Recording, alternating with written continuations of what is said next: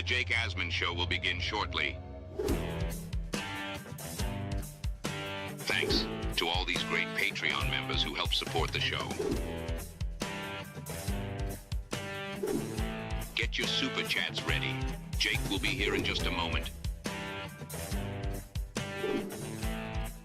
If you love the New York Jets, this is the place to be.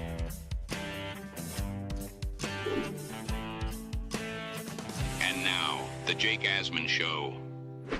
31 days until the Jets and the Steelers kick off the upcoming Jets season. Aaron Glenn and the Jets are on the practice field right now.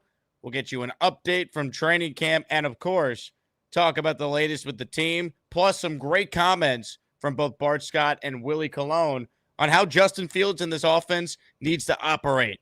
All that and more. PK from Badlands will join me. It's the Jake Asman Show. Let's hit it and get it started.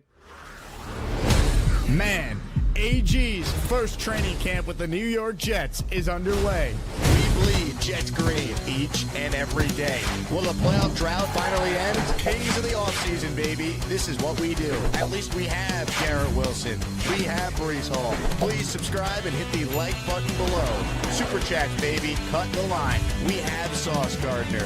We have Quinn Williams. Prepare to be underdogs. Now it's time to talk all things New York Jets. It's the Jake Asman Show. Here we go. Here on a Thursday, we are presented by our sponsor, FanDuel Sportsbook. Jets, Packers, Saturday night. Stay tuned, because once we hear from Aaron Glenn on who's actually playing, we'll put together some bets you can make on FanDuel for the Jets and the Packers this upcoming Saturday. With that said, the Jets are on the field right now. A couple positive updates I can share that I've seen. The offense, so far so good today. Justin Fields ended a move the ball period with a, quote, perfect throw from about 20 yards out to Garrett Wilson for a touchdown. He threw it where only Wilson could get it. A solid, efficient drive for Fields. So, look, there's going to be good days. There's going to be bad days. This is why you don't want to go crazy to anything that happens on August 6th, August 7th, anything going on in training camp. There's going to be good days and bad days, and as long as we see, one, this team stay healthy and gradual improvement throughout the summer, that's ultimately what you're looking to see. Some other injury notes here, and we will get more from Aaron Glenn when he speaks later today. Byron Cowart not practicing, Tyrod Taylor, Mason Taylor, and obviously Quinn Williams not practicing. Same with John Simpson. But Will McDonald is back.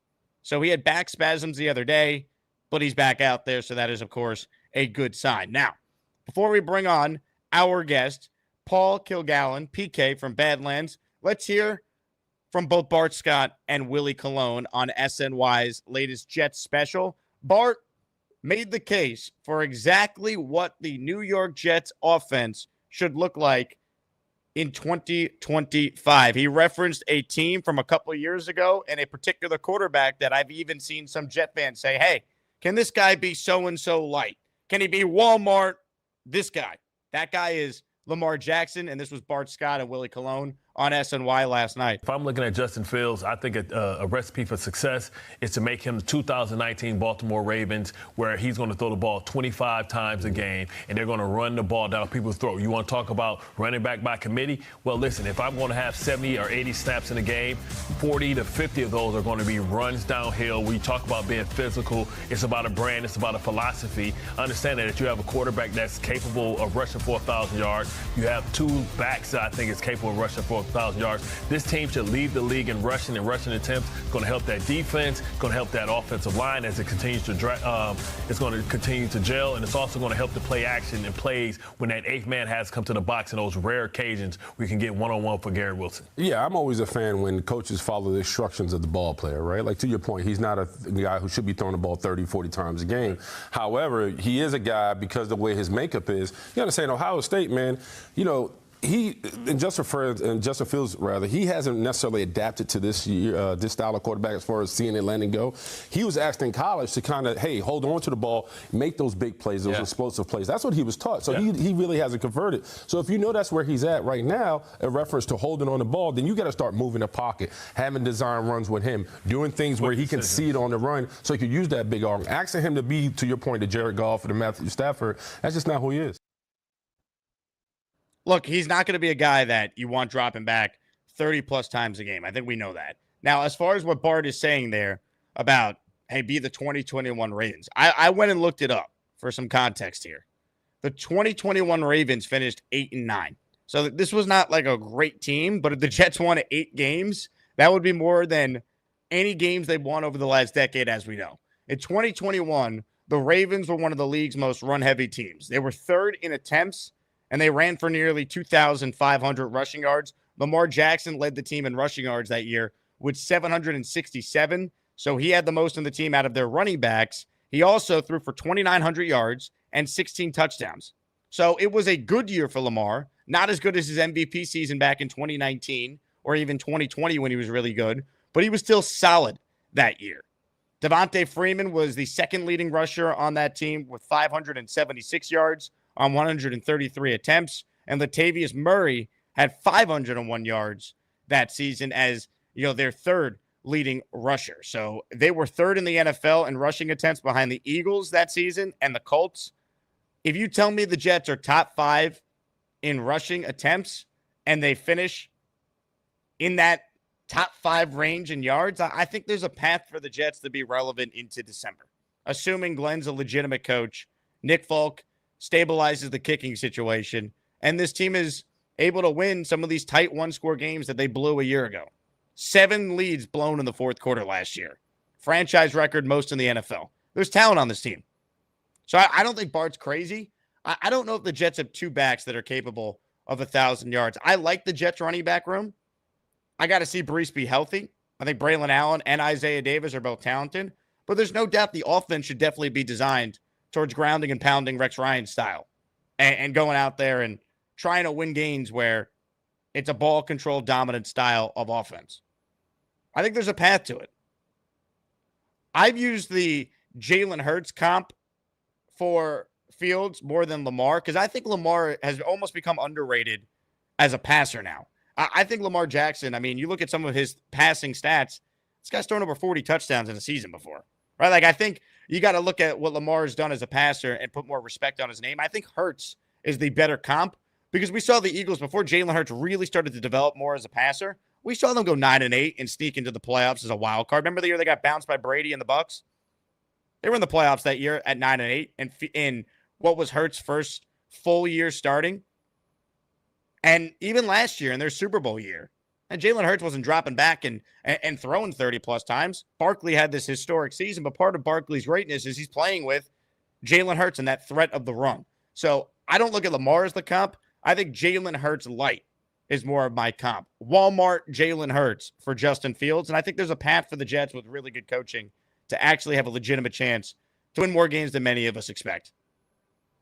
For the latest on the Jets and some thoughts on what this offense should look like, let's say hello to a good friend of the show. He's part of the Badlands Jets Podcast Network. PK, Paul Kilgallen, joins us now. What's up, PK? Appreciate you hopping on. What's up, man? Thank you very much for inviting me. I appreciate it. Mustache is phenomenal. We have to get to that first. I don't know if you're like trying to turn around Yankees mojo or if it's just a fashion choice, but I like it. You know what it is? It's more of a boredom choice. I sit here for 4 hours a day. I look at myself on camera as I'm doing the show. And sometimes you just get bored and want to switch it up. I think it looks great. I appreciate you, man. So you joined as that clip from Bart and Willie Colon was playing there. What did you make of those comments and just your assessment on what you want to see from this offense, the style of offense they're going to have in 2025? Yeah, first of all, great to see Bart, Willie, and Connor back. Chelsea did a great job last night, but I miss Steve. I always like when Steve's done with the Mets and he can hop on the Jets full time as well. So good to see them back. I think it's a good comparison, right? Because that was the knock on him coming into the league, and you're right. Like he deserves the respect that he's earned over the course of the last 6 years in the league. He has become an NFL passer now. He's an MVP candidate. But in that first year, they very much, Greg Roman kind of built that offense to be around him, right? Or whoever the OC was at the time. So I think it's a good comparison. I think if you look at what Fields did last year with Pittsburgh, I think that was their idea, right? And I'm not trying to say that Arthur Smith is an offensive genius or anything like that, but I think if you can pick up where the Steelers left off and in some ways cut him short halfway through the season, because I think he was on a good trajectory. But if you look at his 6 starts there, 23 attempts, 20 attempts, 32 attempts, 34 attempts, 27 attempts, 24 attempts. And they went 4-2. And in the two of the 3 games where he had his highest amount of attempts are games they lost. And you tended to see his completion percentage drop a little bit if his attempts got up into that 30 range, right? So I think if you're trying to continue that development and play it safe, it's not an unreasonable, I don't want to say expectation, but it's not an unreasonable hope to say, hey, we're going to lean into the running ability. We're going to try to limit the passing attempts. We're going to keep them to about 20 to 25 a game. And we're going to see what happens. We're going to see if he can develop into more of a passer, right? I think Connor has made a point in the last couple of days that like the worry, right, is that he won't develop into the passer. But I don't think we need to worry about the legs portion of all this. Like that's going to be there. We're not going to see it in training camp, but it's going to be there once the games start. And so can they kind of pick up where the Steelers left off and keep trying to work down that road? It's not going to happen overnight. It's not going to be game 1 where you're going to say, oh my God, the Jets have transformed Justin Fields. That's not what it's going to look like.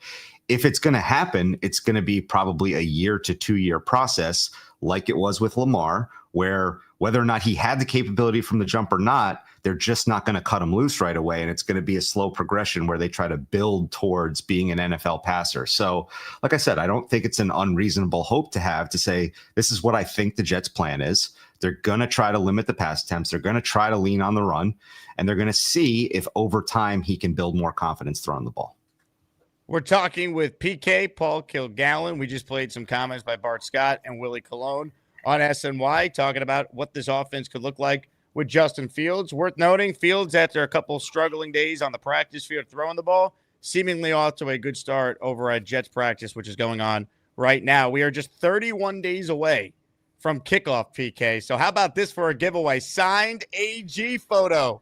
We raffle it away at the end of the show for anyone who enters the Asmaniac raffle. Already a bunch of people have. Colin gifted 5 memberships before the show even started. J-Boy gifted 5 memberships for the community.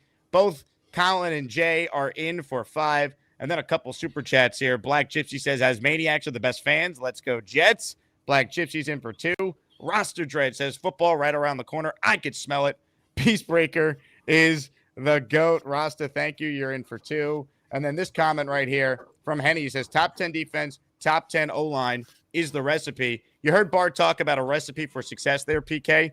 If I tell you Jets defense is in the top 10 this year, their offensive line is a top 10 unit, how many wins do you think that means the 2025 New York Jets will have?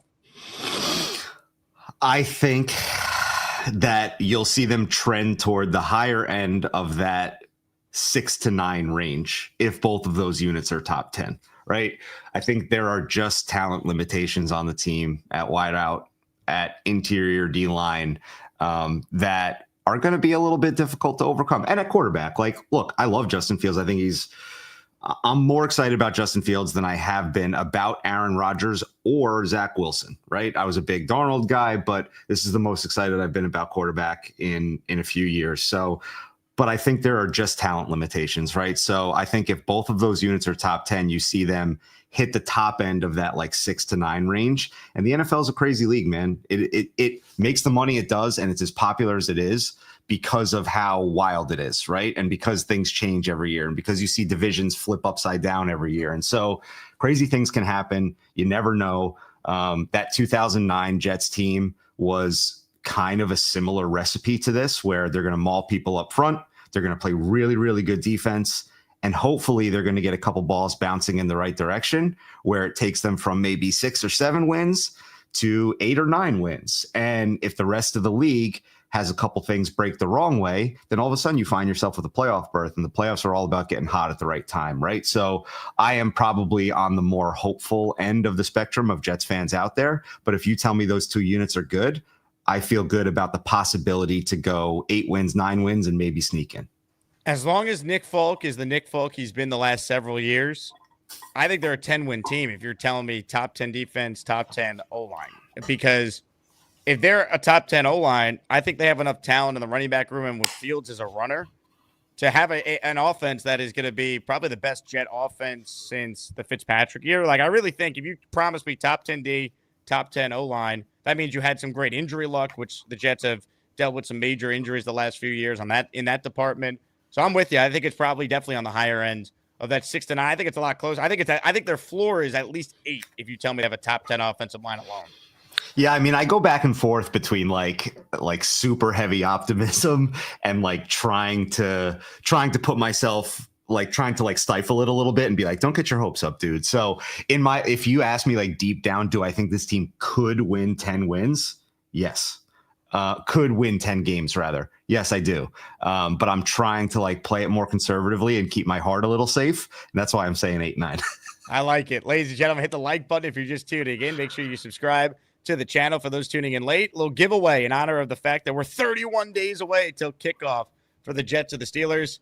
Let's raffle away a signed Aaron Glenn photo for someone's man cave out there at the end of the stream. If you don't win that, just a reminder, Monday's raffle, these are the top weekly prizes on the program today. A signed Aaron Glenn jersey, a signed Sauce Gardner jersey, and a signed JJ Jermaine Johnson jersey. So gift away, super chat away for your chance to win any of those prizes. You brought up Connor Rogers, of course, part of Badlands and on SNY's pre- and post-game coverage for the Jets. I thought Connor had a great breakdown on why, when evaluating any player, and especially a quarterback, you can't just go and look at training camp stats. This was Connor Rogers and SNY last night. If you look at the graphic behind us, Justin Fields, the guy who posted career best last year, obviously there's a high ceiling for him. But Connor, we have seen the numbers over the past few days. Aaron Glenn saying that on Tuesday the offense just wasn't up to par. But why is it misleading to put stock into training camp or into practice stats? Listen, I understand why practice stats are tweeted, reported on. Fans love it. People love it.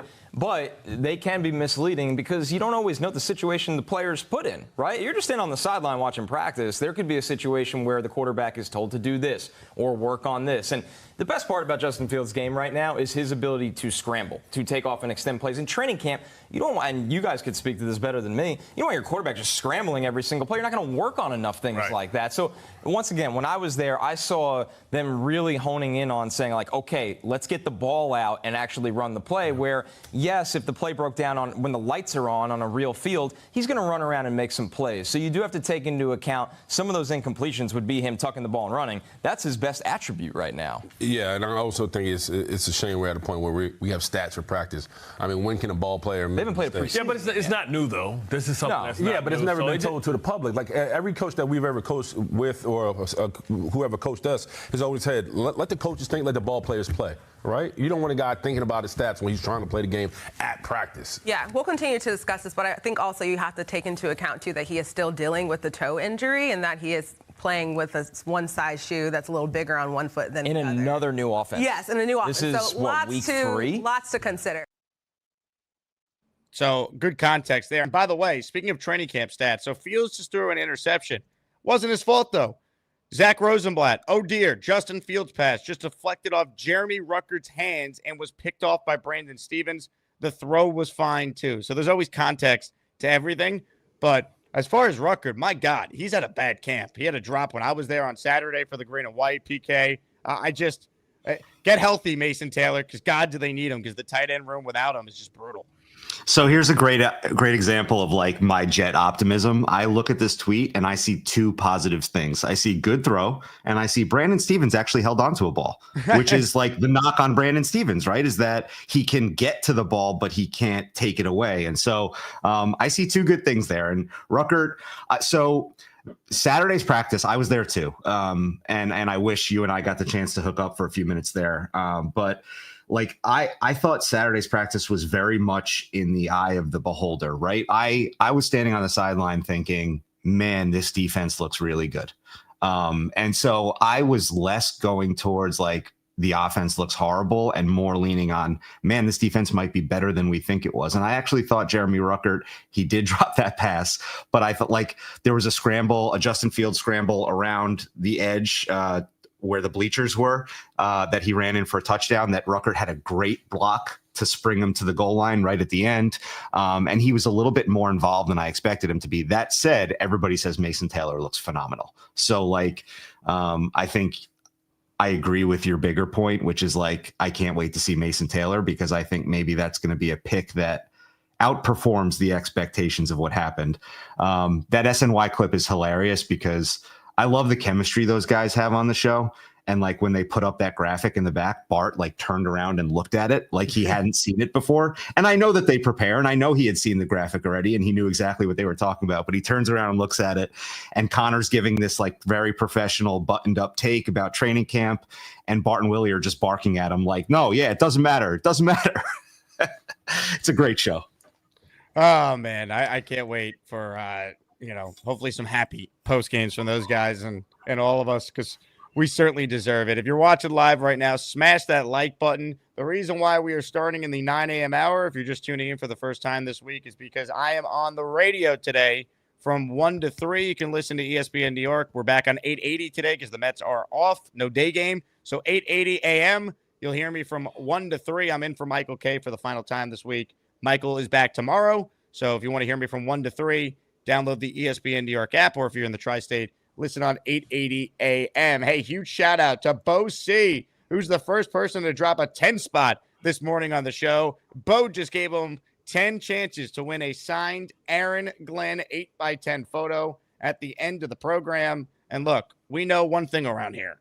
We love the Jets, and we know that Bo knows memberships. Bo knows football. Bo knows baseball. Bo knows tennis. Bo knows basketball, too. Bo knows channel memberships.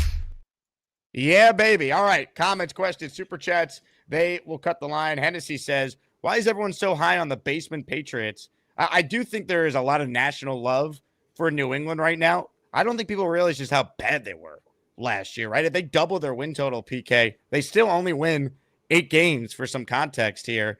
One of their wins was against the Bills team that was playing for absolutely nothing in the final game of the season. I know Vrabel's a real coach, so they're going to be better. I know Drake May in year 2, many think he could break out, but I don't think it's this foregone conclusion that New England's definitely going to take the ascension to second place in the division. I think this is leftover afterburn from what the Patriots did for 20 years. And I think it's as simple as that. The media is not ready to let them go. Not even the media.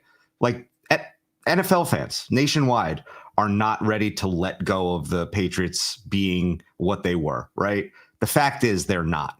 They've gone through 2 coaches in 2 years. They have not looked good in a number of years. And last year they were bad.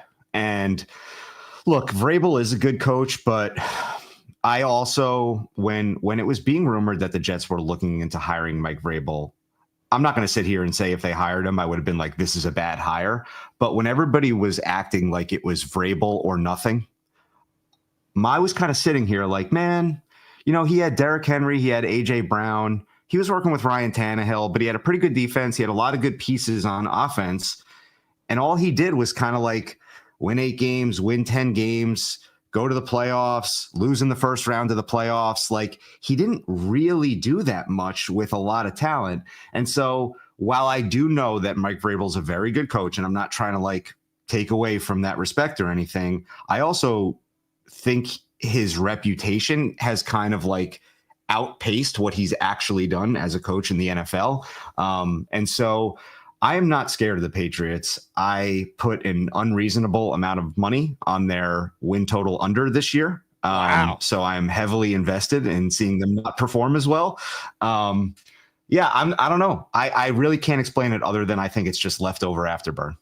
I think it's a pretty good take. I think they're going to be improved. I don't love their offensive line. They drafted someone that we don't even know if is truly a left tackle in the top 5. Morgan Moses is good, but is he going to be healthy? That's a big question. And some of the other moves they made, their number 1 receiver, Stephon Diggs, at age 31 off an ACL. I'm just not as sold on New England being this great team. They'll be better. And I think if the Jets want to be an improved team, those 2 matchups against New England are vital. You don't want to go 0-2 against them if you want to be a team that's going to fight for a playoff spot. But I'm right there with you, PK. Comments, questions, super chats, they cut the line. We're going to get your calls coming up here, but I just want to do some quick hitters with Paul on the state of the Jets. You've been at training camp. You were at that green and white scrimmage on Saturday. From what you've seen and what you, of course, have been reading and following with this team, are you more optimistic or less optimistic about the 2025 Jets from where you were before camp began? I would say I'm about the same. And because a lot of the things that I thought were going to happen coming into this have, right? And so like that, my whole kind of theory this year on are the Jets going to be good or are the Jets going to be bad was we're going to see what the value of good coaching is. And we're going to understand just how bad Robert Saleh actually was. And, you know, I think there was first 2 years Robert Saleh, and then there was second 1.5 year Robert Saleh. And second year, you know, the back half of his tenure was like tremendously bad. And I think when you go from the state of the Jets the last 2 years to having Aaron Glenn come in and instill what he's trying to instill in terms of discipline and tackling and cutting down the penalties, like, was Saturday a good day for penalties? No, but I know you heard it too. The first penalty that knocked the field goal attempt back 5 yards, you heard the coaching staff, right?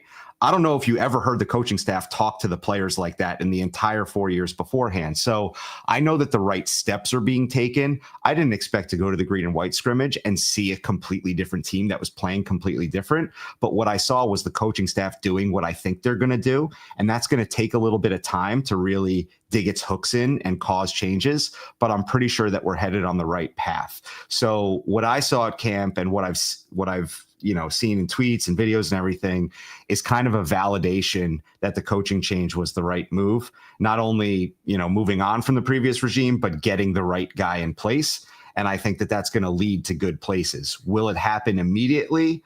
I'm not sure. I think it probably takes a little bit of time and this team will improve as the season goes on.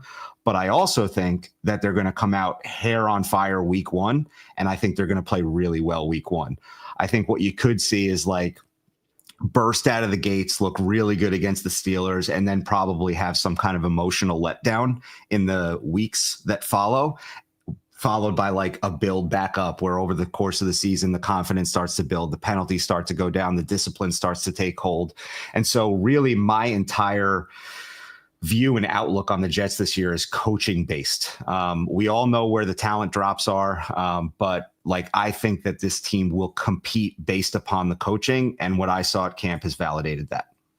So far, so good. Look, the games haven't been played yet, but I think if you're a Jet fan who wants to be positive, this is the time to do it. This might be the only time to do it, as sometimes these things tend to go. Spencer Green's positive. He says, give me the Jets at plus 120 this weekend. Plus 120 at FanDuel on the New York Jets. It's actually better odds at FanDuel, Spencer. You can get the Jets over at FanDuel Sportsbook right now for plus 125. The Jets are 2.5-point favorites against Green Bay on Saturday. PK, we're going to hear from Aaron Glenn coming up in a little while, and he'll, I'm sure, share an update on the injuries and who might be out there on Saturday. Fields said the other day he wants to play in the preseason. One, are you expecting him to play this week? And two, what are your thoughts on how often we do see the starters in action in these preseason games that start Saturday? I am expecting them to play this week. It would be such a departure from what we know about Aaron Glenn for them to not play. Aaron Glenn's a very old NFL guy, and not playing your starters in the preseason at all is a very new NFL thing. I think a lot of people have followed Sean McVay's lead on that, and kind of the Sean McVay disciples who do the same thing. Aaron Glenn's not that. He's old school. He worked with old school guys. He worked with Sean Payton. He worked with Bill Parcells. He worked with Dan Campbell. These are all guys of a specific personality, and that specific personality is not soft, new NFL, don't practice, don't play. That's not what they're about. So to go out there on Saturday and have almost nobody play would be such a far departure from his personality that it would actually make me worry a little bit. I'd be like, wait a minute, what's going on? I thought this is what we were getting in Aaron Glenn. So I expect him to play. I expect probably, if we go back to what the NFL used to be like in the preseason, I expect probably 3-4 series, maybe something like that. I think it probably is dependent on how long the series are. If he goes down there and marches down the field on the first series and it's, a 10-play drive that results in a touchdown or a field goal, like maybe the total playing time goes down a little bit or the total drives go down a little bit. But if it's quick 3 and outs, I expect a few of them. So I expect them to play. I think it's obviously going to peak up in the second game and they'll get maybe a quarter or two. And then obviously third game, we don't expect to see anything except Adrian Martinez and Brady Cook. So I'm looking forward to it. I think it'll be like less of a tease than the preseason tends to be. Like I always hype myself up for the preseason every year. And then you get like almost nothing. You learn nothing. Like, because the offense is vanilla, the defense is vanilla, but at least we'll get to see football. And so I think we'll see something, and I don't think Aaron Glenn is necessarily going to try to play it safe. I think they will probably do the training camp thing where they're telling Justin Fields, like, hey, like, don't really like pull the ripcord and run early. Try and stay in the pocket if you can. And if you're going to get sacked, just throw it away, right? So, like, I don't think we'll see the full scope of the running. I think you even noticed that during the green and white practice at camp. Like there were times where guys were getting into the backfield from the defensive line, and it probably in a real game scenario would have been a scramble or a sack. And instead they would just like touch Justin Fields and he would take 3 or 4 more seconds and try to look for something down the field. So they're obviously very much trying to work on that. And I think we'll continue to see that in the preseason, but I don't think it'll look ugly. I think it'll look like, hey, just throw it away.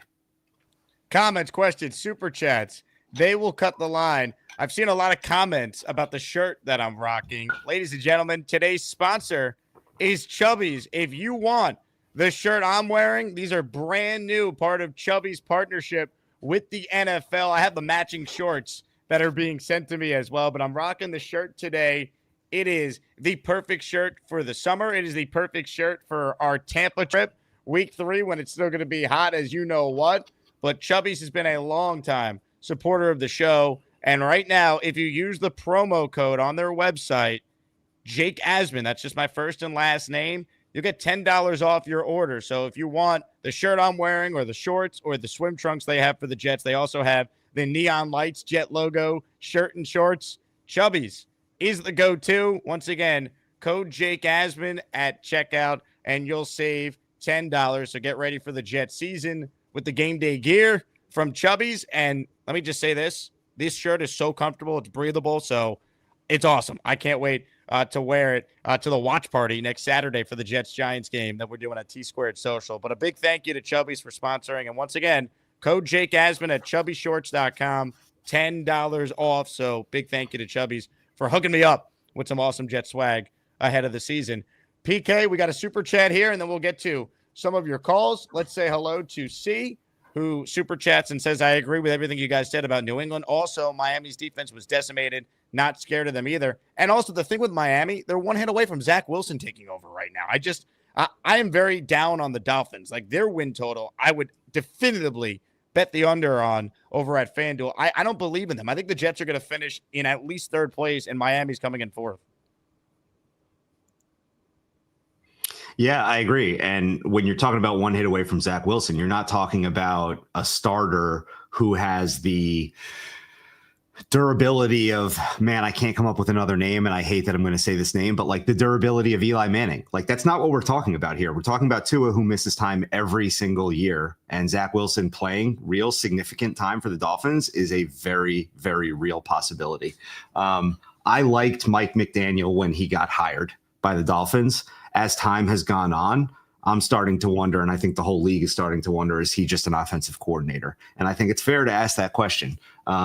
Maybe he works really well with quarterbacks. Maybe he does really, really good things on offense, but is he capable of running a whole team? And you're right. The injuries have already caught up with Miami. Antoine made a great point. Antoine Staley, the good beat reporter for the Daily News, made a great point the other day that like the Jets secondary is so deep and Miami's is so thin that it's a very real possibility that you see whatever body gets peeled off the Jets secondary at the end of training camp probably is going to end up in Miami, right? So like they are not doing okay, and they've gotten a lot of credit, a lot of what I'll say unearned credit the last couple years for stuff that has never really materialized, right? Like they've been a pretty well-regarded team for a few years, and they really have not done anything. They've been more kind of stories in the newspapers than they have wins on the field. And so I'm not scared of the Dolphins at all.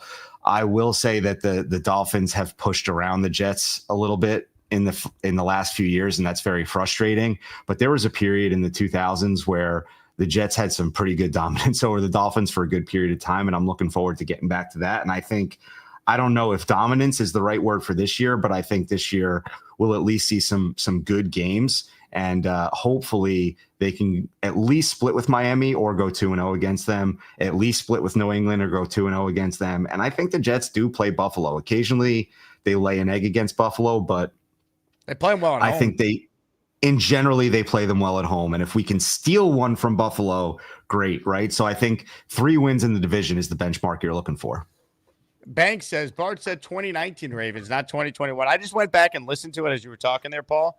I guess my hearing needs to be checked. He did say 2019, not 2021, which honestly is even better because that was the year that the Ravens at the time set an NFL record for most rushing attempts in the season. They had at least 200 rushing yards per game.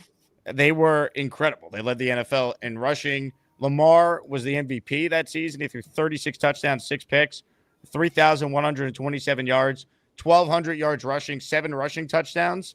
He was the unanimous MVP winner. Look, I don't think Fields is going to do that, but leading the NFL in rushing attempts, and if they lead the NFL in rushing yards, the same thing applies. I'll take the 2019 Ravens, but even the 2021 Ravens, if you told me the Jets won 8 games, I think a lot of us would sign for that. So either way, Bart's point still, to me, makes sense. It's just, do the Jets have enough horses in the backfield that could do it? Does the O-line actually live up to its potential? And the big unknown with all this, PK, Tanner Engstrand. I like the hire. I understand what Glenn's trying to do with that one. It's just a giant unknown until we see what it looks like on the field. Yeah, and look, I think the point about the 2019 Ravens was just that it was Lamar Jackson's first full year starting, right? So the trust had not developed there with him yet, and it was Greg Roman at the time who loves to run the ball. I don't know if we want to look at the record and what Lamar did that year and say that's what we hope or expect from Justin Fields. But I think going back to like the base level of Bart's point, it's just like that's how you want to treat it, right? Will he put up the same results as Lamar that year? I don't know, but that's how you want to treat it with the rushing attempts and the split between rushing and passing, and you hope that as Bart said, you can get like Lamar light, right? Like Walmart Lamar, store brand Lamar, whatever you want to call it.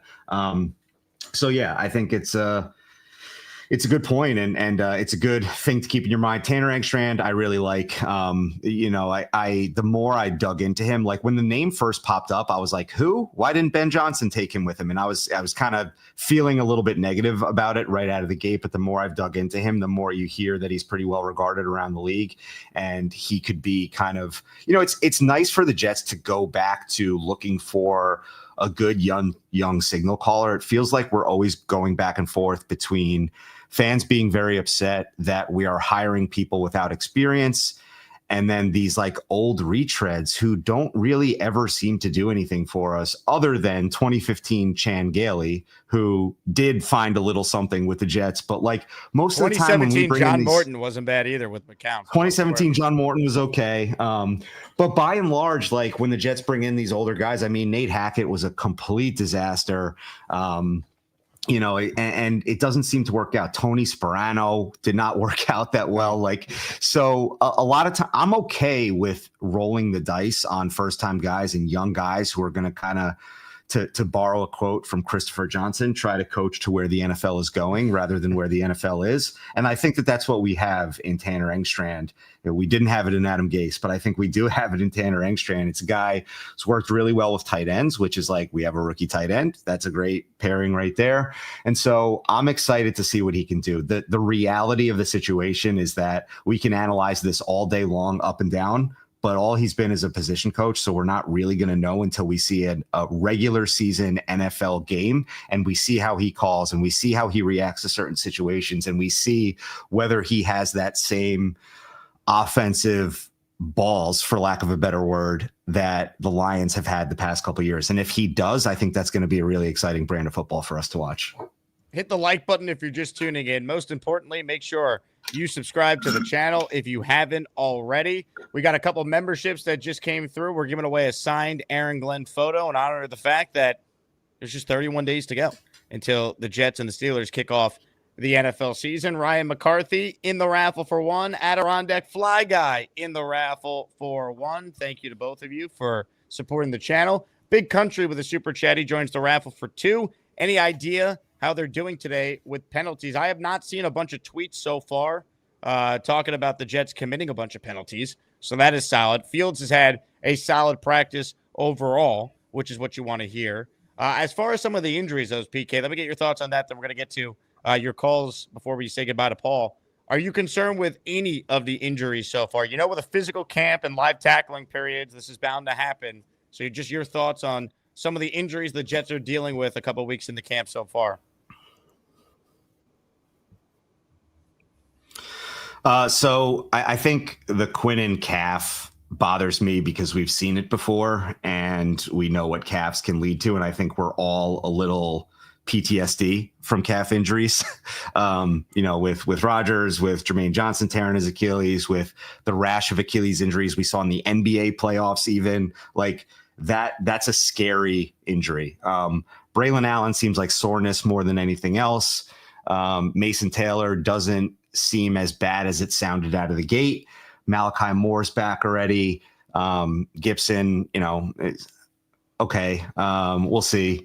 So none of them really are bugging me out yet. AZ Thomas, I was kind of busy yesterday, so I haven't gotten an update on AZ Thomas, but again, that's kind of a guy that you expect to be a role player at some point this season, but not necessarily a starter right out of the gate. So there really isn't anything that I'm super worried about other than Quinnen Williams. Like that one is making me a little bit nervous, and I just hope that he gets the amount of time that he needs to recuperate so that when the season comes, he's ready to go. And I'm not saying don't play him in the preseason or anything, but I think I just like to see them be careful with that one.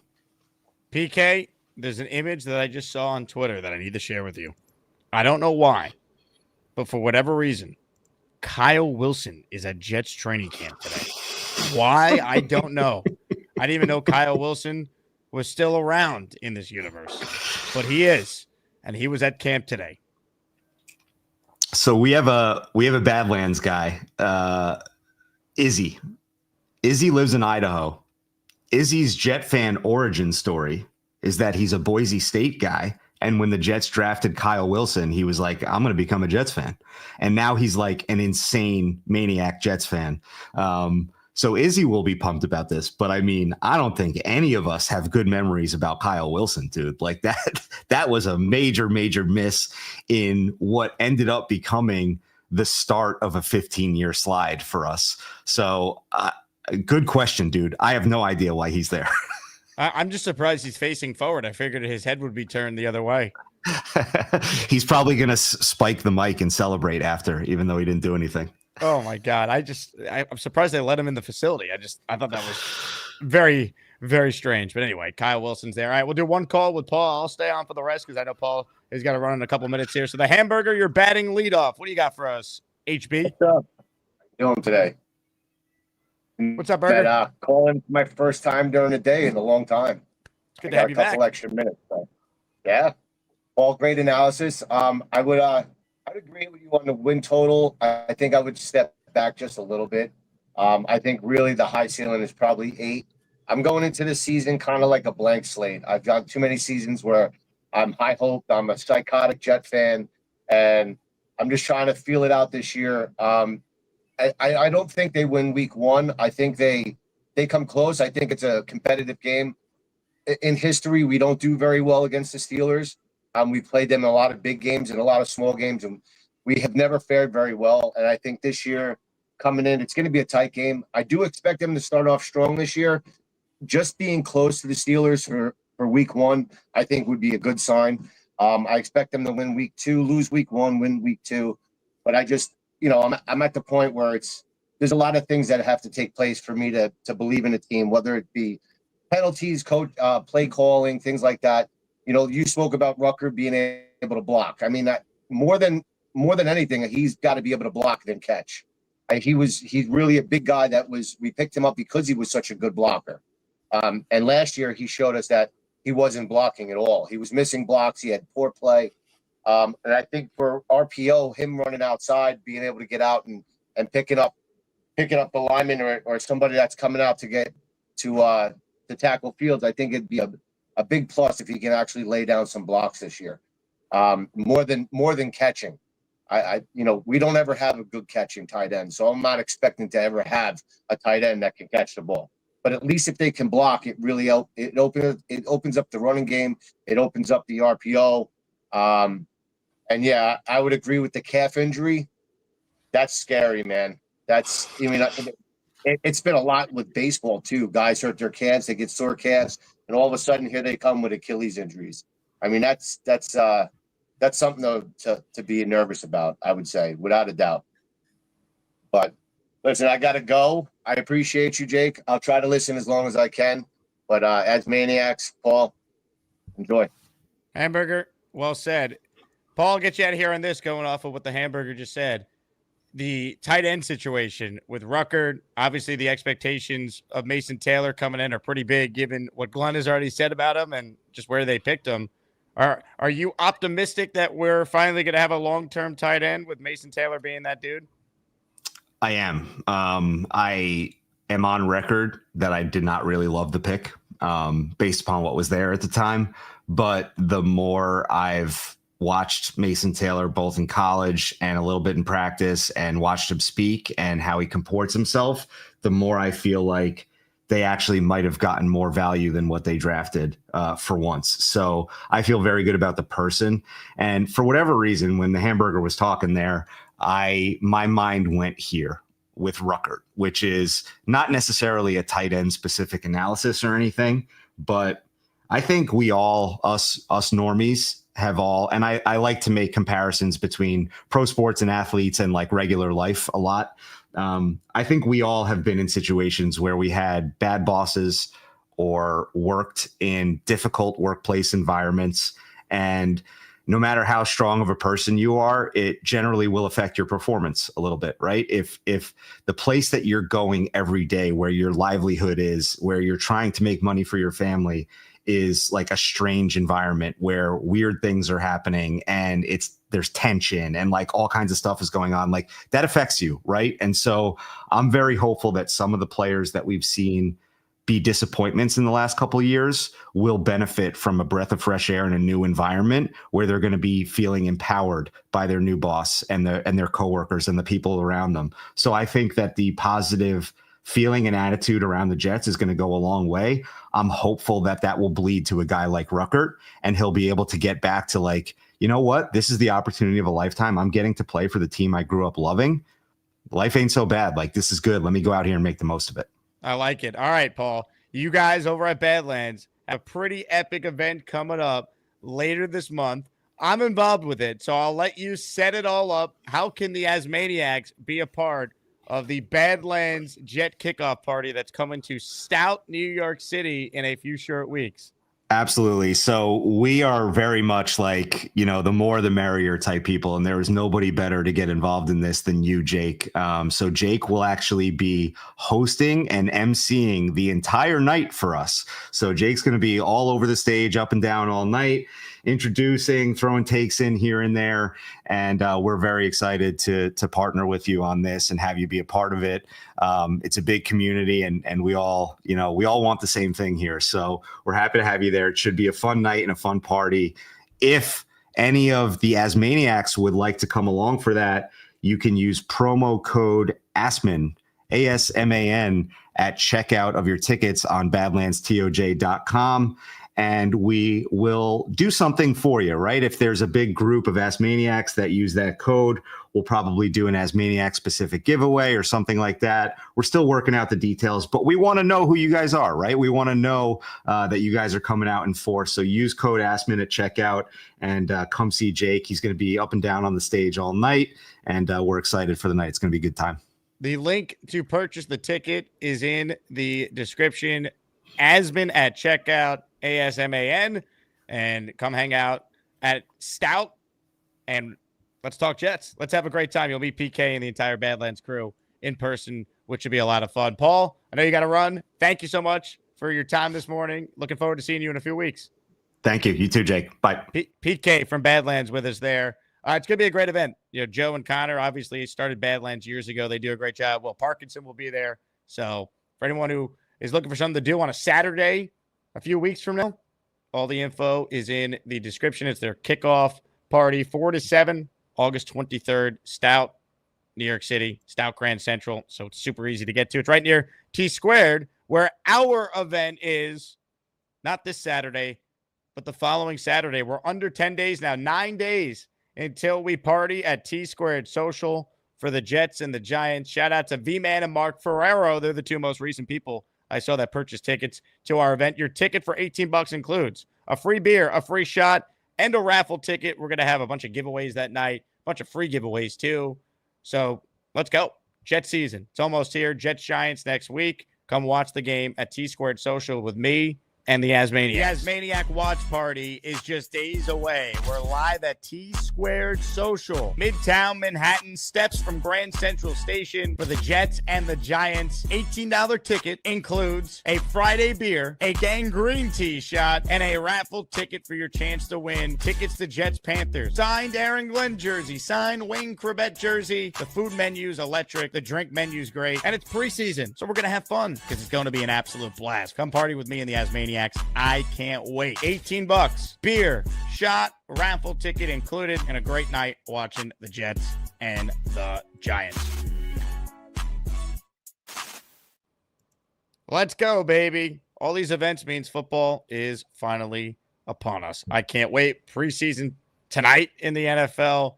There's games tonight, tomorrow. Jets are on Saturday, of course, against the Packers. So let's have some fun, baby. Let's go. All right, let's get to more of your calls. And for those tuning in late, in honor of the fact we're just 31 days away from the start of the Jet season, a signed Aaron Glenn photo will be raffled away at the end of the stream. Appreciate, once again, Paul from Badlands PK for joining us there. Good spot with him. Let's say hello right now to a guy who always brings it. Ladies and gentlemen, it's Clifton time.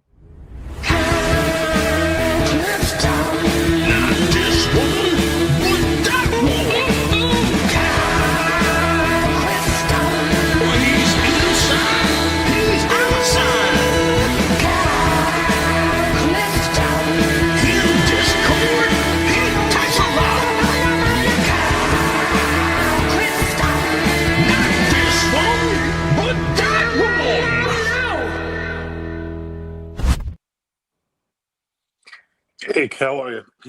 Hello, Mr. Clifton. I think with the mustache and the chubby shirt, your process of stealing Cole Thompson's identity is almost complete. It's funny enough, he texted me when he saw the shirt I was wearing. It said something similar. So I think PK might be my favorite guest. We basically share a brain. We have the same sensibilities. What Bart was saying about 25 times a game throwing the ball for Fields, that's too many. I think there should be games where he's throwing the ball 6 to 8 times, and like at the high end, maybe it's 18 or 20. I want teams to have to respect the run so much that we're going to have guys like Garrett and Taylor and Brees running open downfield. And I think that that's possible. And I think that what he was saying about Fields' legs being a differentiator is certainly the case. He's not Jalen Hurts or Zach Wilson or Daniel Jones. Those guys all run like 5.8s. This guy is big, and he is a 4.44 guy, and that is special for a quarterback in this league. And we have to realize that. He is going to be a run-first guy, and hopefully he can pass well enough for him to make this offense work. The other thing I wanted to talk about was Ruckert. It's very disappointing to hear about these drops in camp. I don't know if you saw him in his presser the other day. He looks like he is in terrific shape, like the best shape I've ever seen in his Jets career. So I don't think it's lack of effort. It might be like a mental type thing. This is probably his last year on the team if he happens to make it, right? That's a good point you make, Kyle. Yeah. I was starting to think about that. His spot is not a lock, right? If they like Andrew Beck and think Beck could be the tight end / fullback, and they think Stone Smart offers a little bit more as a receiver, which if you watched him with the Chargers, that was something he could do. Like, are we sure Jeremy Rucker's a lock to make this team? Because I don't know if he is. I kind of lean that way because of the relationship with Fields and the familiarity. But That's true. yeah, it's just, he has to do more. And I think that we would love if we could have, pick up another tight end that could probably outshine him to do a lot of 12 personnel. So, I'm I'm a little frustrated with Ruck and some of the stuff that's going on there in camp. I expected more. I think we all did. But you should have Paul Kilgallen on as often as humanly possible because he's really got a way about him of laying it out and especially about what the Jets are trying to do offensively that I really appreciate it. And anyone who comes on and trashes Salah is okay in my book.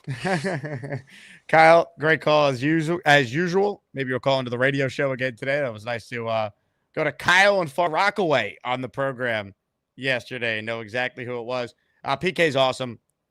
Very smart, rational Jet fan. Is not a homer, calls it how it is, but is a Jet fan. And that's what we look for on this channel among our great guests. So appreciate the kind words there.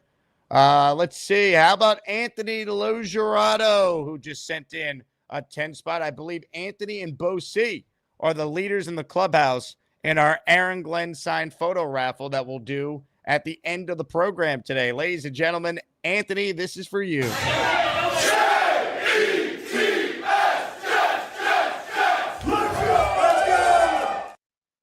Let's see who got the memberships here. Ice Force Quest 57. That is Jay Quest's son. How about that? Anthony gifting Jay Quest, his son, a channel membership. Morete, Eric Posada, Kevin Miller, Nathan Schiffer, Asoff 18, Darren L, David Take Flight, Houston, Andrew Gabrielson, Benjamin Banks, all receiving a gifted membership there. That's awesome. Thank you, as always, for your support. Anthony, Spencer Green joins the raffle for 2 with this super chat. He says, I feel a win today. Also, can you ask Beast how he feels about the Jets winning the Super Bowl? Further, if he played for the Jets, what position would he be? Well, you know what? I try to take feedback from the audience and apply it immediately. So let's find out.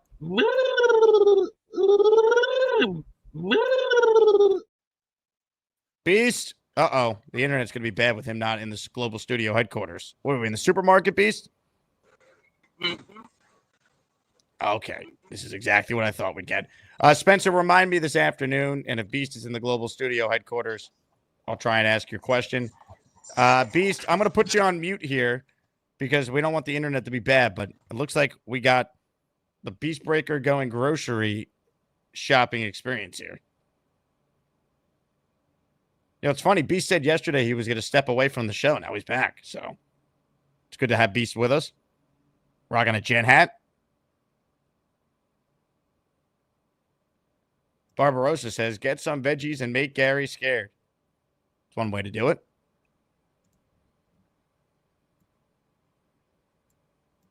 Hit the like button, everyone who's just tuning in. Make sure you subscribe to the channel. Jets are on the practice field right now. I'm getting updates in real time. A name to watch, and I'm excited to see him play this weekend. Jamal Pritchard. If he could be a legitimate punt returner, give him the job over Gibson. We know what Gibson is. Pritchard's making plays. The drill the Jets are working on is putting the offense in a difficult situation. 1st and 10 at your own 1-yard line. Group needs a first down to move the chains. Good news that the offense has looked good. The even better news that the coaching staff continues to focus on situational moments to prepare for games. That's from Nick Faria. Getting caught up on some tweets here as we watch Beast Breaker go grocery shopping.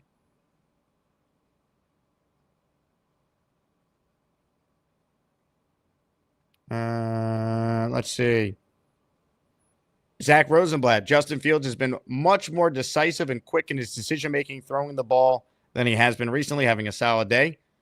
It's almost like he's going to get better with more reps, and they're working on different things. We don't know what they're telling him. Maybe they called a bunch of plays Fields wasn't comfortable with the last practice to see what he likes and doesn't like. Robbie Sabo analysis. So, ladies and gentlemen, I have an essay to read here. Get ready. Backed up situation. Jets at the 1-yard line. Fields team against second team. Defense starts rough, but they picked it up. Braylon may have had a Monday Night Football Dorsett-type 99-yarder off the right side. Fields finds Garrett on a nice ball, 10-plus middle of the field. Sheesh. Pritchard has 3 or 4 grabs already today. Martinez just found him. Also, Brady Cook continues his ascent from where he started. He continues to impress with how quickly he's grasping everything at this level and how he understands how faster he has to play and think in this environment. Tremendous. Beast, make sure you get some eggs and some milk.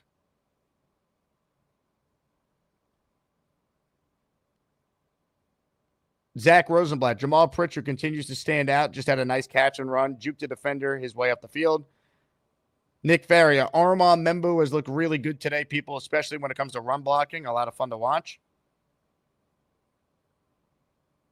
Fields tacking middle of the field today. Fires one over the middle to Garrett Wilson for a first down. A lot of positives today, it sounds like. Let's hopefully end practice with no more injuries. Stats for Justin Fields today from Zach Rosenblatt. 8 of 14, but that includes a pass that deflected off Ruckert's hands and was picked off. 2 throwaways and 1 impressive pass breakup. Had a nice touchdown throw to Garrett Wilson as well. Justin Fields bouncing back today, people. Is the Super Bowl season back on? That's what they're talking about. Is it back on? Cashmere Black writes in, Jets have the potential to be a surprise team in 2025. Of course they do. Look, on average, there are 4 teams that make the playoffs every year that didn't the prior year. Jets have not been one of those teams in a long time. They're due.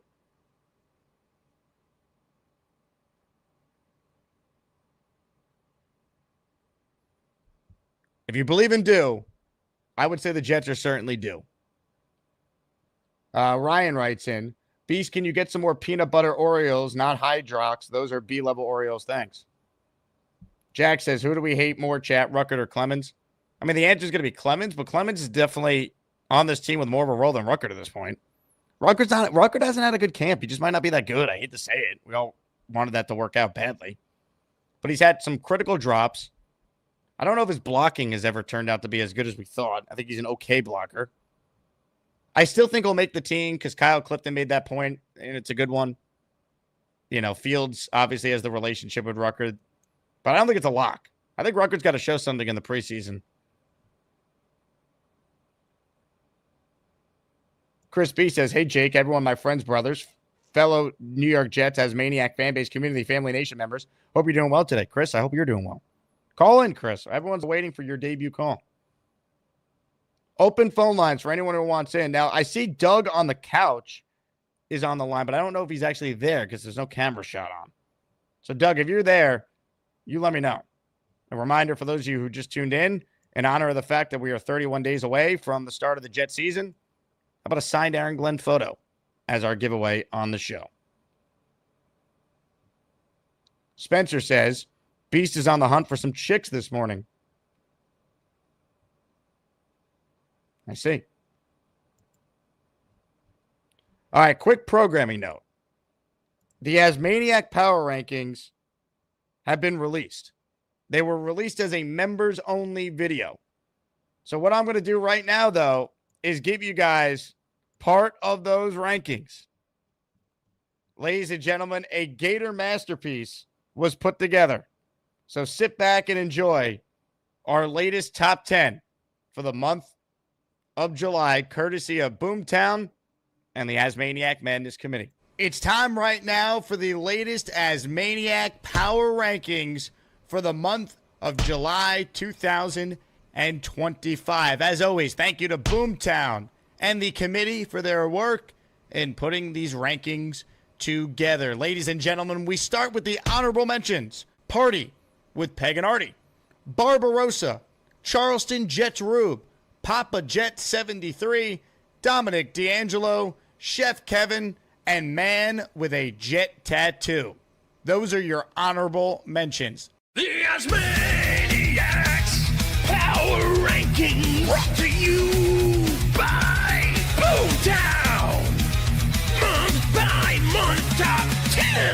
to the top 10, and we start with number 10, Bobby Midnight. After not finishing in the top 10 of the power rankings or even being an honorable mention the last 2 months, Bobby sneaks his way to number 10 on July's power rankings. How did you get the job at Wendy's? They didn't take one whiff of you and say, leave, sir?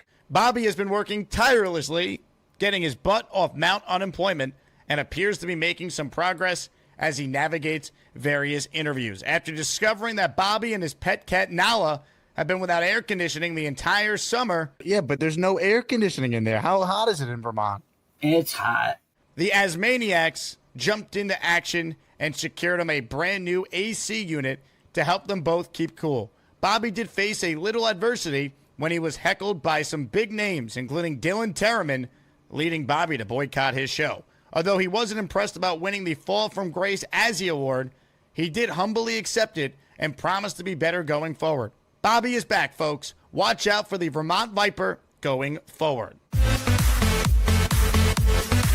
At number 9, Lane Kerner. The Lane train seems to have a one-track mind the last few weeks, and he put that front and center for all Asmaniacs to see. No, I mean, do they have them still or not? Do they still have the bikinis or not? We actually sold out. There was a big run on them before you called in. His current bikini obsession. He certainly was devastated to see that an apparent bikini delivery got accidentally sent to Party with Peg and Artie.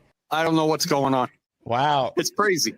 In a wild twist, Lane was offered either a Jake Asman Show t-shirt or bikini, and after deep thought, he decided he was more interested in some Jake Asman dental floss. The merch store, if they have any of the dental floss, I mean, everything is pretty good.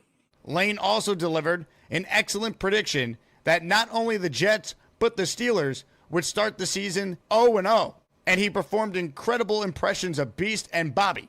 Hello? No, I'm tired. The Lane train continues to chug along, and he remains must watch. If you're really pretty and you have a bikini, send it to me. Ladies and gentlemen, at number 8, Indy Jets. After narrowly missing out on the power rankings last month, Indy slides into the number 8 spot for July. His ascension was fueled by not 1, not 2, but 3 incredible troll calls of Big Cho. What's up, Indy? I just like to chill with my Jets gear. He even inspired longtime caller Yeti to get in on the action to do a 3-way chill session with the Asmaniacs' favorite coach. Dude, don't talk to me about my back. Indy obviously knows how to chill, and he's made it clear many times that he's always keeping an eye on the Vegas bookies, letting all Asmaniacs know when there's some great odds to take advantage of. Well, hi, Jake. We also got an up-close and personal call from Indy when he called in from underneath his bed. Without having an attic to call from, he resorted to calling from under the bed to generate an additional ticket into that day's raffle draw. We've had the big fella call from above the bed. I'm calling from below. I'm underneath the bed, buddy. Welcome to the top 10, Indy. Keep up the out-of-box thinking. At number 7, David T. David T had a sneaky month in July, calling in a whopping 19 times, really upping his game. He always is happy to chime in with his point on the day's news, show love for the day's guest hosts, and just a positive ray of sunshine on the show. Speaking of love, it sure appeared that David was a little smitten after hearing the angelic voice of Tammy C when she sang a few verses on the show. In the year of 2525. He casually referenced his hopes that she would also be coming to the Tampa Bay meetup. You know, if they could get to the meetup, she could entertain us. We could throw the tip barrel out and Robert C, you better hide your wife and keep an eye out for David T.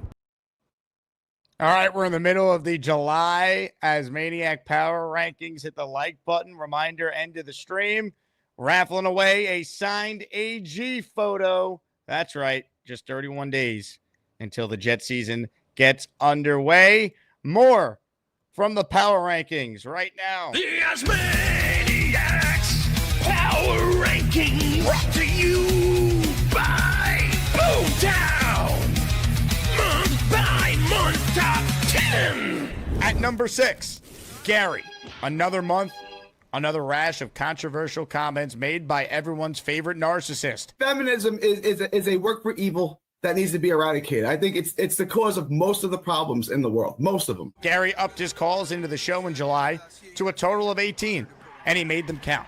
Even with Gary taking down the Worst Takes Azzy Award, it didn't stop him from weighing in on women's rights. So your wife has never worn a bikini at the beach or on vacation somewhere? Hell no. His belief that women should not wear bikinis, and even push for a no shirt, no shoes, no calls policy instituted on the show.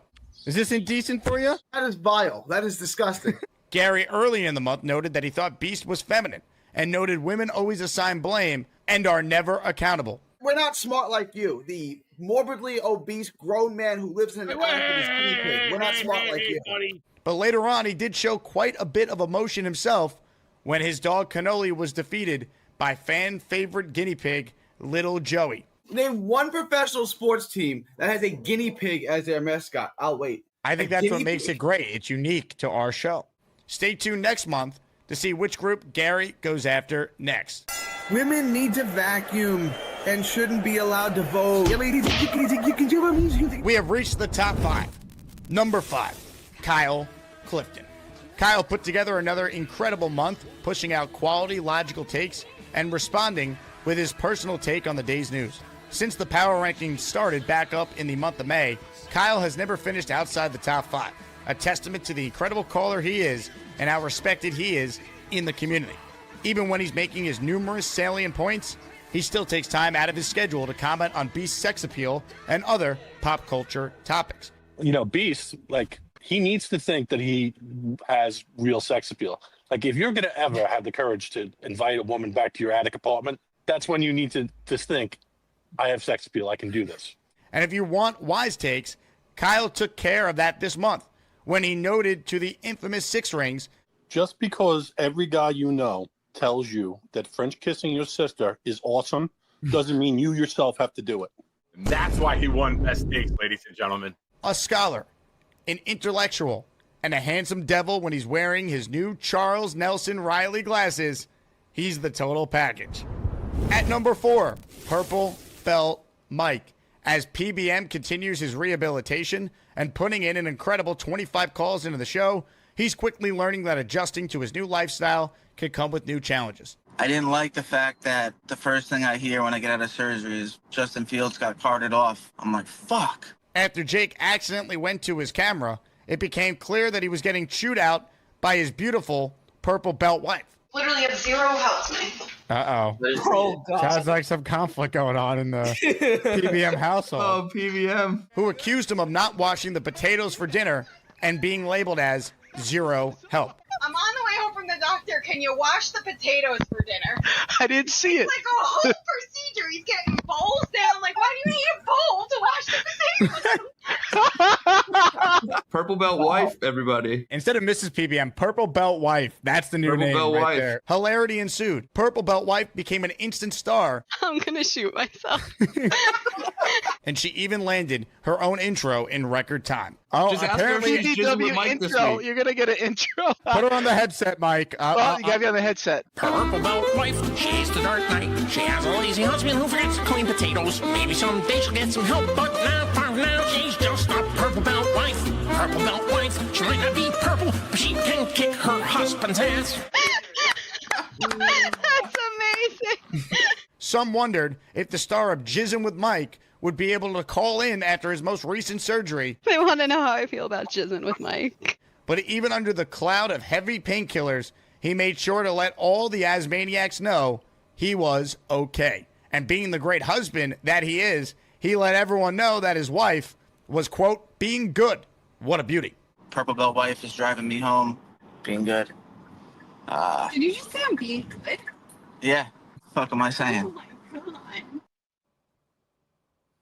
And ladies and gentlemen, we have reached the last couple of Asmaniacs that need to be ranked for the month of July. After we play the final video of the rankings for July, we go live to One Jets Drive and we'll listen in to Aaron Glenn's latest press conference. But first, the epic conclusion to the top 10 Asmaniacs for the month of July. The Asmaniacs Power Rankings. Brought to you by Motown. Month by month top 10. We have reached the top 3 in our monthly power rankings for July 2025. And at number 3, Beastbreaker 666. Asmaniacs every month are blessed to learn many of Beast's life lessons. If you want good toilet paper, you go to Costco for the good. Logically reasoned takes. Oh! No, you're spewing nothing. And witness feats of incredible strength and skill. But in July, Beast took it to a new level. I'm in love with Mary Jane. I'm going to have a little fun. It's called Woo! What happened with your date? I thought I got effed over. She wanted something, and I wasn't falling for that. Yes. Early in the month, we learned about his Italian roots, that he broke his back to get. I deal with the top business associates from across the world. To go along with his British, Polish, and German heritage. From Israel to Japan to Mexico to Canada to Iceland to England to even Deutschland, also known as Germany. Nobody gives a shit. And Poland, even Italia, Greece. Beast left his global studio headquarters multiple times to take everyone on field trips to the suburbs, a bank, and a comic book store, much to the delight of the Asmaniacs. Half-price books. The best books are the Harry Potter books. Pew, pew, pew. Abracadabra. Beast not a fan of Harry Potter. Beast, not shockingly, did find himself embroiled in further controversy when he announced he weighs exactly 259 pounds, yet refused to get on the scale that Gator bought him to prove it. Beast, we got to see you on the scale. I want to see how much you weigh. How much do you think he weighs? I think he's at least 290. He's a big dude. Yeah. Even though he is a 16-year pro in cooking, 16-year pro in cooking, has an IQ of 140. That's why I got a good IQ of 140. And carried a 3.2 GPA, it didn't make a lot of sense for him to turn down offers of $100, $300, and even $1,000 to step on the scale and prove his weight. Beast? 319 and a half. Explain your weight. You all have pissed me off so hard. I am a straight 259. This is where I'm drawing the line. 259. 259. Because this is really getting nowhere. Did you get your blood pressure and weight mixed up? Maybe it's time for me to leave. Either way, Beast is a heavyweight that has cemented himself in the top 5 each month. Beast, you got to move your mic that's not plugged in and let everyone know nobody can spike a zucchini quite like he can. Boom! Ah! This is why I got common sense. Ladies and gentlemen, the top 2. And at number 2, Big Cho. What a month for Big Cho. After 13 electric, emotional, and edge-of-your-seat calls into the show, Cho took the opportunity to introduce his incredibly charismatic podcast co-host, Shania, to the Asmaniacs. Are you excited for this show with Coach Cho? Yes, I'm so excited. We can't wait. Absolutely. Cho's the man. He's the best. Yes, he is. That he is. After debuting his first show with Shania to the chosen ones, Cho was flying high and even made it clear that his podcast doesn't go long term. He will always have a future in modeling clothes. I would recommend that you add a profile picture to the Instagram account here because I just went to your account and this is what it looks like. Yeah. Big Cho later in the month was called a chump by Georgie in the chat, which turned out to be quite the controversy. Big chump. He wouldn't say that October 18th or 19th to me. That's right. Get his ass. No, I'm in a bad mood now. Cho showed the Asmaniacs that threats won't fly with him and threatened to unload his extensive martial expert skills that would leave Georgie with broken limbs. All right, Georgie. I'll see you October 18th or 19th. You know where you can find me. I'm an expert in martial arts. I wouldn't even have to use that. You have broken limbs. If Big Cho can find a constructive way to handle his critics moving forward, there's no telling how far he can go. I'm laying down chilling, man. Ladies and gentlemen, we have reached the number 1 Asmaniac in our power rankings for the month of July. And at number 1, Charles Eugene M. Gorman. Excuse me, my wallet. At this point, the summer of Charles is a runaway train that can't be stopped. When's the next Batman movie? Probably around 2027, 2028. Excuse me. All it took was 8 unbelievable and often absurd calls to land Charles the number 1 spot for the 3rd consecutive month, a new power rankings record. As Charles continues to navigate the unemployment waters, J-O-B, job, job, job. He made sure to let everyone know he's getting in his power naps to keep himself fresh for any opportunity that comes his way. People think I don't want to work, which is not true. I just had a bit of a nap not too long ago, too, so that didn't help. Love it, dude. Charles also showed off his gracious hosting skills when he welcomed 3 legends into his bachelor pad: Addison, Rick Kent, and Nick Shine. How's the squatty potty? I haven't used it in a while, but it's good. There it is. He gets things out of the closet with the squatty potty. The squatty potty's in the hallway, ladies and gentlemen. Even after Nick Shine stepped on and snapped his squatty potty, Squatty potty man just went down. he didn't bat an eye and kept his anger in check. Charles! Controversy does continue to dog Charles, as he was accused of taking yet another dump on a show when he called into my program with his camera off. Hey, Jake, how are you, buddy? Where's your camera? I'm busy right now, but I'm... What do you mean you're busy right now? You know what? I'll get back to you. Are you taking a dump? Oh, he dropped off. That's exactly what that son of a gun was doing. You heard the echo. That bastard was in his bathroom dropping a deuce. Were you taking a dump on my show, Charles? I was lying down, then I went off camera to go to the bathroom to clean myself up a bit. What do you mean clean yourself up? Classic Gorman calling from the shitter, folks. I knew it. No wonder why he can't get a job. But that wasn't enough to knock off his crown. Charles is here to stay. Ladies and gentlemen, it's going to take a special effort to defeat the King of the Hill. Charles Gorman, ladies and gentlemen. Fanny pack. What's it say? Champion. Your power rankings for the month of July 2025. Again, thank you to Boomtown for his amazing work putting this together with the assistance of the committee. Thank you to Gator for editing this video. And once again, good luck to everyone in the month of August, as we are yet another month closer to not just the start of the Jet season, but Asmaniac Madness in March of 2026. You get the fuck out. Excuse me. Thank you to Boomtown for the descriptions you heard me read in that video, and to Gator for editing all the footage. We needed all the timestamps from Boomtown. Both those guys, incredible assets in this community, and that was awesome. Before we go to Aaron Glenn, where he's going to be asked if the Jet starters will be playing on Saturday, a huge shout out to the Jordo Show for gifting 5 channel memberships to join our AG signed photo raffle. That's coming up shortly after we hear from the man himself, Aaron Glenn. Okay, here's what we're going to do right now. We are going to hear from the head coach of the NYJ. Let's head live to One Jets Drive, where Aaron Glenn is standing by. I think you guys are pretty well versed on most of the injuries that we've had. The one that has come clear is BC. BC has an ankle sprain, and he's doubtful for the game. Other than that, everybody else is status quo.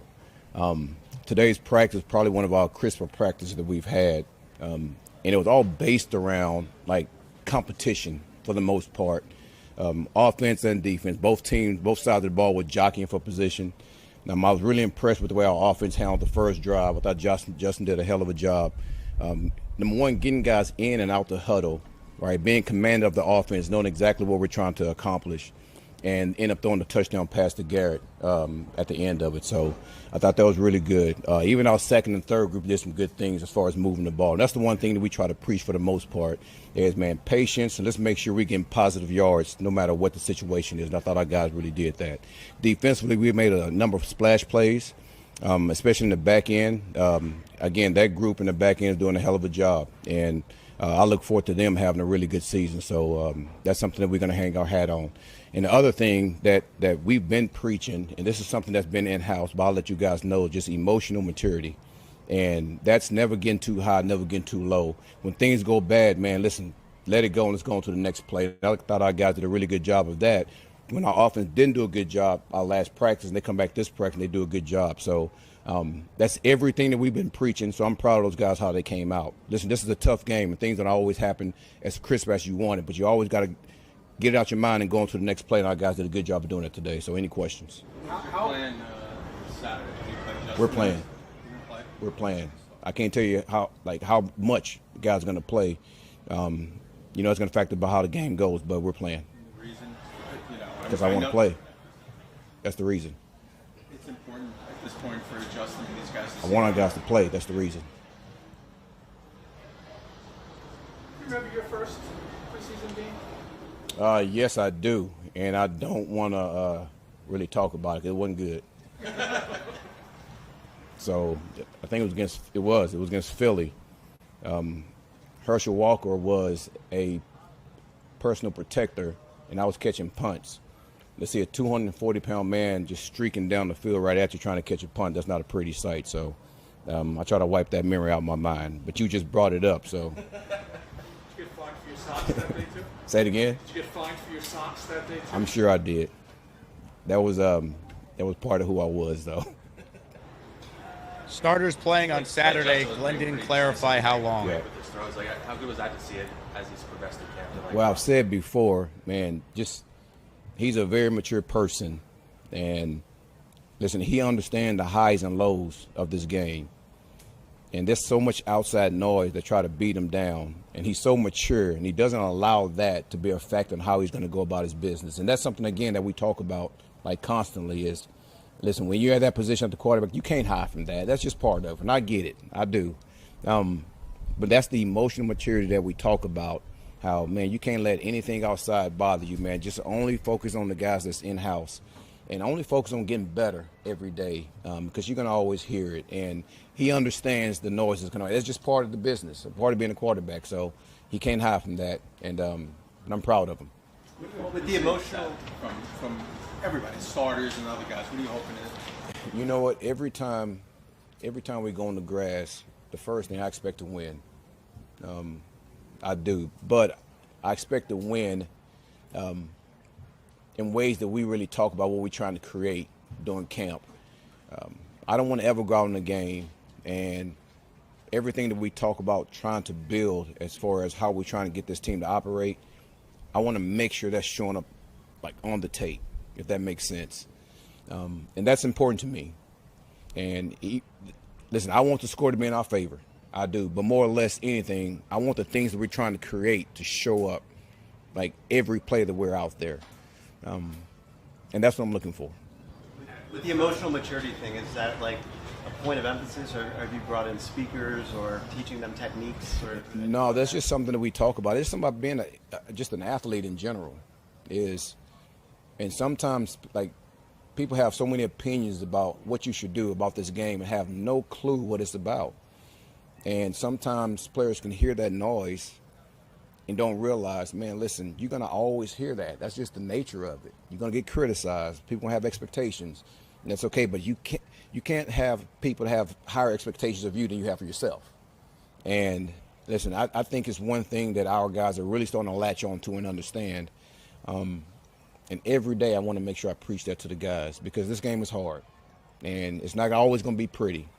But at the end, you have to make sure you keep pushing, and we'll be just fine. Do you think the fact that, we've talked about this a lot, the fact that you played, and they're hearing that specific part from you as a guy who played for 15 years, that really resonates with these guys? You know what, I do. I mean, one example that I told our guys, listen, we had a holding penalty in that practice that we had a number of penalties, and it was 1st and 20. I said, guys, all I want you to do is cut it in half. Right, give me the 2nd and 10. And then cut that in half. Give me the 3rd and 5. We're right back on track. So we don't have to have all these, oh, man, everybody's talking about. Guys, just focusing on what we're trying to do. Cut it in half, we're back on track, let's go. And our guys do not, I agree. I mean, it's because I've been there and I've done it. And listen, our guys, they hang their hat on that. And I'm very thankful of that. How much has the cornerback position changed from when you came into the league? Say it again? How much has the cornerback position changed, the demands on it? Well, they're bigger, that's for sure. But here, I would say this. I've tried to bring back a lot of the principles that we had back in the day as far as corners tackling. I think for a while, corners, it seemed like people weren't teaching their corners to tackle, like it wasn't a big part of the game. And it is a huge part, especially if you don't want to give explosive plays. So that part of it is what I'm trying to bring back, to our guys. And our guys understand that. And we have guys that's going to tackle. And I'm excited to see that with those guys too, right? I'm talking about all of them because they will tackle. The fact that I preach that on a daily basis, they understand what my expectations are with that. Say it again. Watching Aaron Glenn's presser, he announced that the Jets starters, including Justin Fields, will play Saturday for an undisclosed He has some of the amount of best series. movement skills that I've seen out of a corner that's 6'1" and 210 pounds. Like, you don't see guys that big that can move like he can. The one thing that we're trying to work on with him is his ball skills. And as you can see, I think the last couple of practices he had 2 picks. So that has improved with him. But we're still working on that area with him. But he's big, he's fast, he's aggressive. He has, to me, like really, really good coverage skills. And now we're trying to tie that into making plays on the ball, which he's been doing. Take a couple more.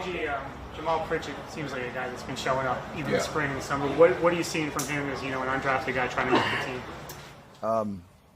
Smaller guy that has a lot of fight to him. I think you guys might have seen him out there when he's blocking. He's not running away from nobody.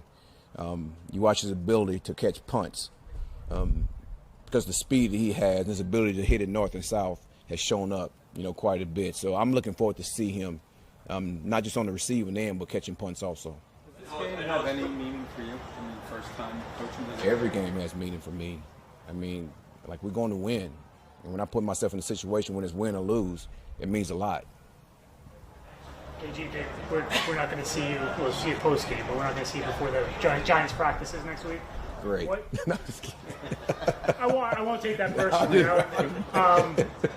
Joint practices. Yeah. What's different about them? What do you hope to get out of them that maybe you can't get out when you're going against each other all the time? I think it's really. I think the players really enjoy that because they go against somebody different than their own guys, and you get a chance to test yourself.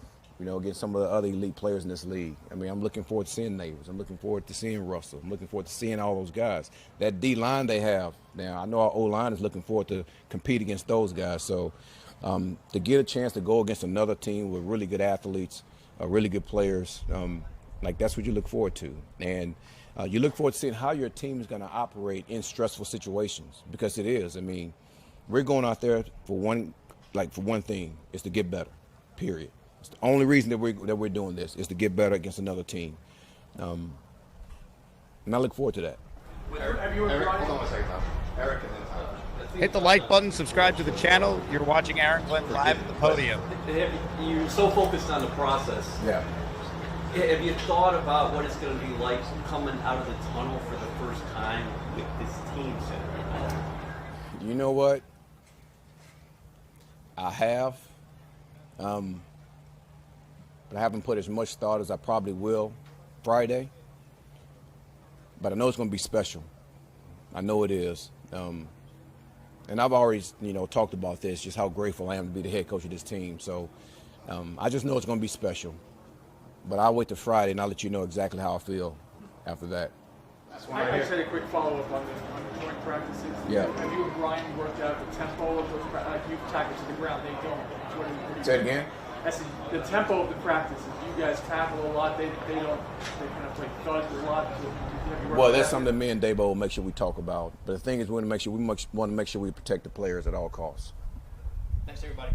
All right. That was Aaron Glenn's press conference where he did confirm what I think most of us expected. The Jets are going to play their starters on both sides of the ball in the opener for the preseason on Saturday against the Packers. That certainly adds a lot more intrigue to the game. This is the anti-Robert Saleh. Jets didn't play anyone of note in the preseason last year. Remember last year, Joe Tippmann got a couple snaps just to work out the kinks of his snapping problems he was having a year ago, and that was it. Only the rookies and the backups played last year. And 2 years ago, Aaron Rodgers and the starters, if you guys remember, he went out there and he played, 2 or 3 drives against the Giants?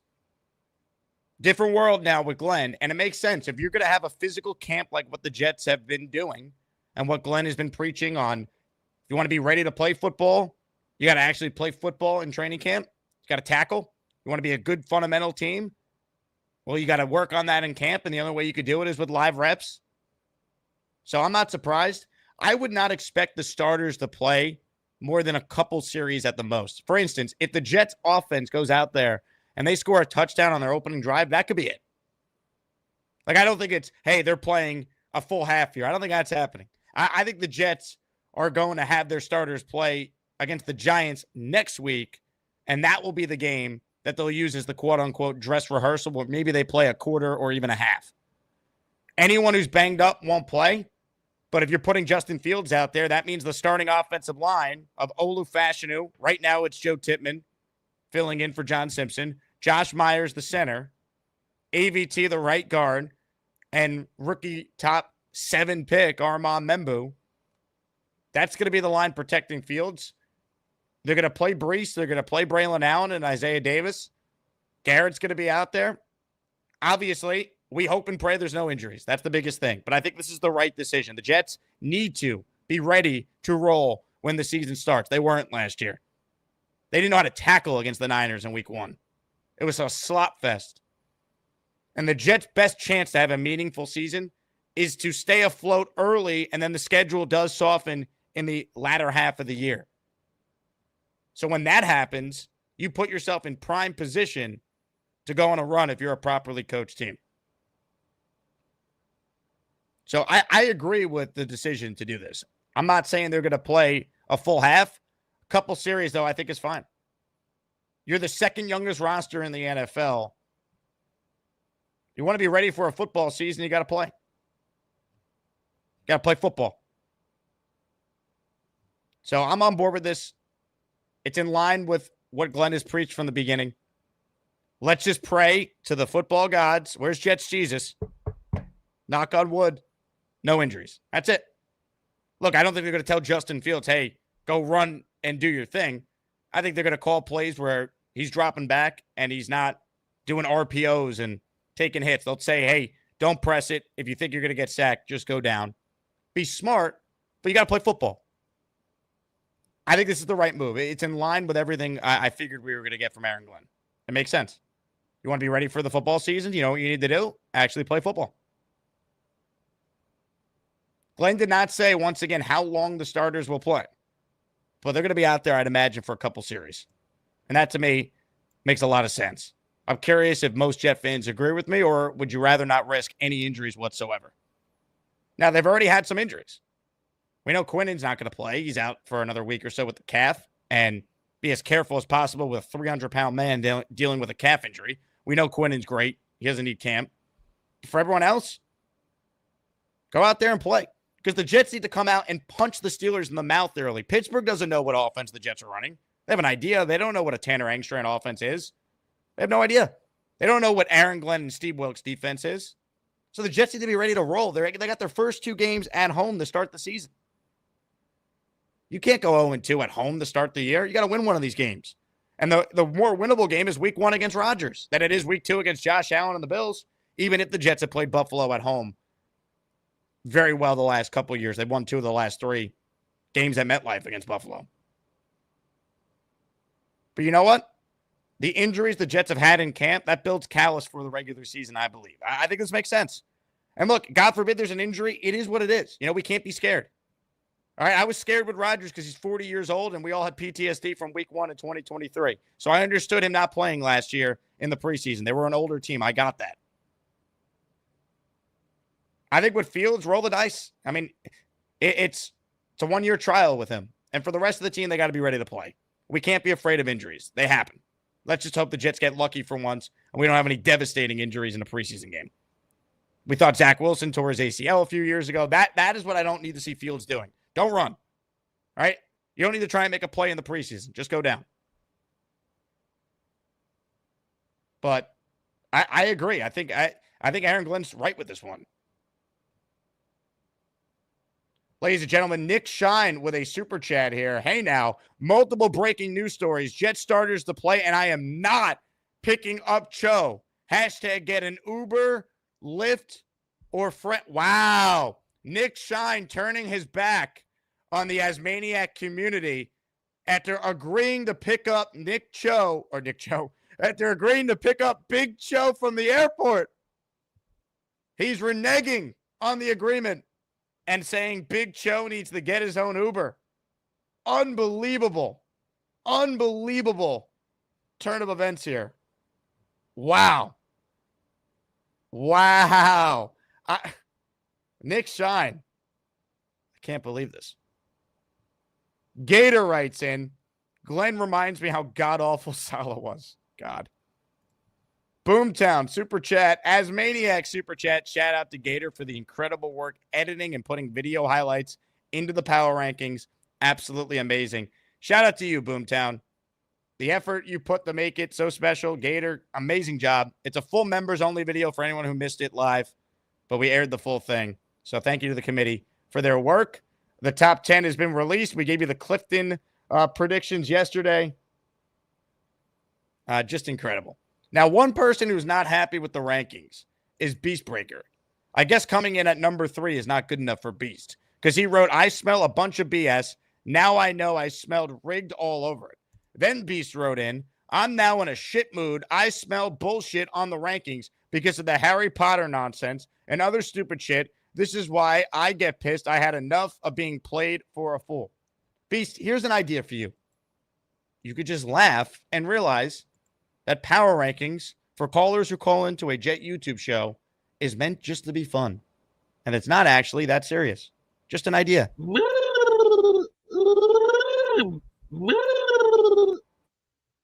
Playtime's over. Dangerous Alliance members, get ready. Hey, can you put a light on? It's hard. It's very dark. There will not be no mercy now.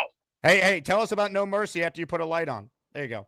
5. I will reveal 5 of the most powerful Dangerous Alliance weapons on the planet today. I smell rigged. I smell bullshit. It's all lies. It's nothing more than some kind of a screw job. I smell a woo job. You came in at number 3, Beast. What's so wrong with being number 3? Charles Gorman is the champ for a reason of power rankings. Like shit, I ain't buying none of that. I'm just like Austin. If I have to unleash Stone Cold Steve Austin, maybe it's time. So if you were number 1, would you feel better? Oh, I've been waiting to get there for the last 8 months. But see, funny. It's like something smells like shit, and what's that smell? I think it might be you. All over it. I think it might be you. I don't think so, buddy. You got the wrong name and the wrong number and the wrong credit card you're dealing with. Hey, Beast, can you still confirm the following things you said on the show in July? You said that you weigh exactly 259 pounds. I goddamn do. You said that you're a 16-year pro in cooking. Damn right I am. You have an IQ of 140 and carried a 3.2 GPA. Bet your sweet goddamn ass I do. Okay. I think top 3 is an acceptable ranking. I think the committee did a good job. I still smell a bunch of BS that doesn't add up to the equation. When someone puts their body, their blood, their sweat, their tears on the line, and then you turn around and lowball me. I smell lowballing. Hey, Beast, if you step on the scale, you might be number 1 for August. I don't think so. That's for what? So people can insult me even further. I know. So you could prove. I know. So you could prove you're 259. I already know. I already made my point loud. And I already made it clear. Kyle Clifton writes in, this effing guy thinks he's better than me. F him. You think you're better than Kyle Clifton, Beast? Kyle Clifton's more older than I am, and he's a man's man. See, it's going to take me years to get there. You should know that by now. Do you think you're better than Kyle Clifton because you're ranked higher than Kyle? When it comes to fighting spirit, I got a temper on me. I've been around it for a long time. I watched the 98 Yankees win the World Series. I see them win. That has nothing to do. The 98 Yankees had nothing to do. They had nothing to do with power rankings on a Jet YouTube show. Yeah, well, your incoherent blabbering makes no sense. Be grateful for your top 3 ranking. Be grateful for it. You're lucky you're even ranked. Be grateful. Bow down to the committee, Beast. Bow down. I am the king. I'm going to use black magic on you. Abracadoodle. Abracadoodle. How dare you be upset with a top 3 ranking? You're on the podium, man. 3rd place. Unbelievable. Unreal. All right. What a show.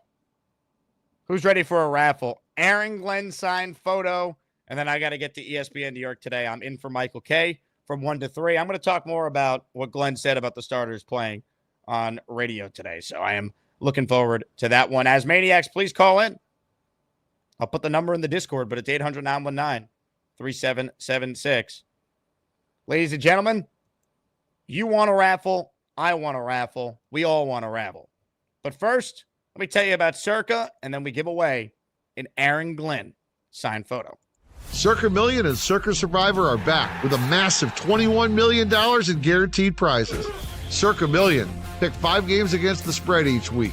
126 ways to win with $6 million guaranteed. Circa Survivor, 1 pick a week, no point spread. Last the longest to win it all. $15 million guaranteed. Enter in Nevada, play from anywhere. $21 million guaranteed. Visit circasports.com for details.